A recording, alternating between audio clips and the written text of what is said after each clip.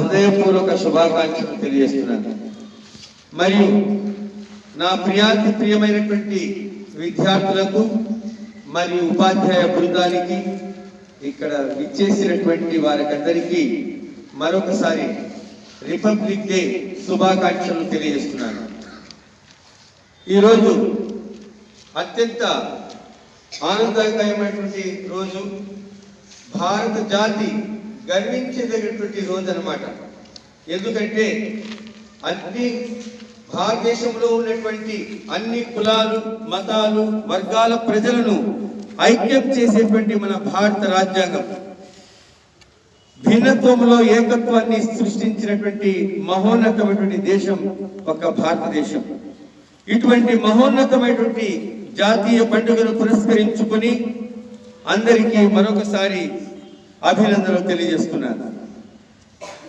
ఇక ఈ జాతీయ పండుగ అనేటువంటిది కేవలం ఒక రాష్ట్రానికి కాదు, మొత్తం యావత్ భారతదేశం అంతా కూడా ఎక్కడ చూసినా కూడా మన యొక్క భారతీయ జాతీయ జెండా ఎగురవేస్తున్నటువంటి రోజు.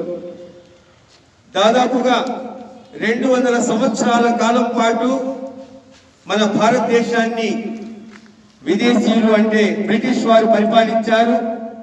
వారి పరిపాలన కాలంలో మనం అనేకమైనటువంటి ఇబ్బందులు పడ్డాం. ఈ 200 సంవత్సరాలు సుదీర్ఘ పోరాటంలో మనము మన యొక్క భారతదేశాన్ని స్వాతంత్రం సంపాదించుకున్నాం 1947 సంవత్సరం ఆగస్టు 15వ తేదీన. కానీ మనకు సంపూర్ణ స్వాతంత్రం కావాలని భారత జాతీయ కాంగ్రెస్ నాయకులందరూ కూడా పోరాటం సల్పినారు.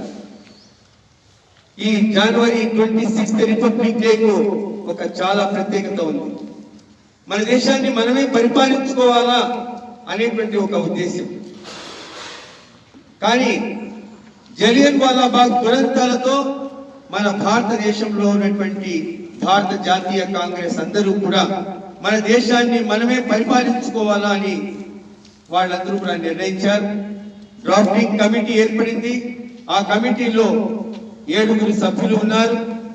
అందులో మన యొక్క డాక్టర్ బిఆర్ భీమరావ్ రామ్జీ అంబేద్కర్ గారు నిరంతరము కృషి చేసి వివిధ దేశాల్లో ఉన్నటువంటి లా చట్టాన్ని తీసుకొని ఆ యొక్క రాత్రి పగళ్ళు ఆయన వచ్చేసి శ్రమించి దాదాపుగా ఆయన రాస్తూ ఉంటే చేతులన్నీ కూడా తిమ్మిరెక్కేపెట్టు అనమాట.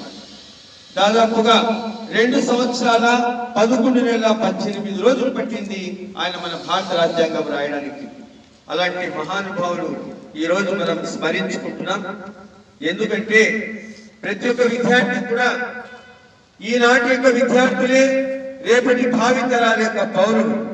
కాబట్టి విద్యార్థులారా బాగా చదువుకొని తమ తల్లిదండ్రులను ఉన్నటువంటి పాఠశాలను మన యొక్క పట్టణానికి మంచి పేరు సంపాదించాలని ఈ సందర్భంగా నేను తెలియజేస్తున్నాను.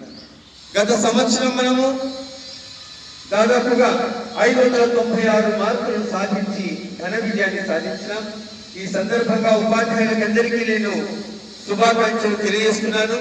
మరొకసారి ఇక్కడ ఉన్నటువంటి 10th క్లాస్ విద్యార్థులు కూడా నిరంతర ప్రక్రియ రాత్రి పగలైనా సరే కష్టపడి మన యొక్క టార్గెట్ ను మనం సాధించాలని ఈ యొక్క రిపబ్లిక్ డే సందర్భంగా అందరినీ ఆశీర్వదిస్తూ నేను ఈ ప్రసంగాన్ని ముగిస్తున్నాను. Thank you.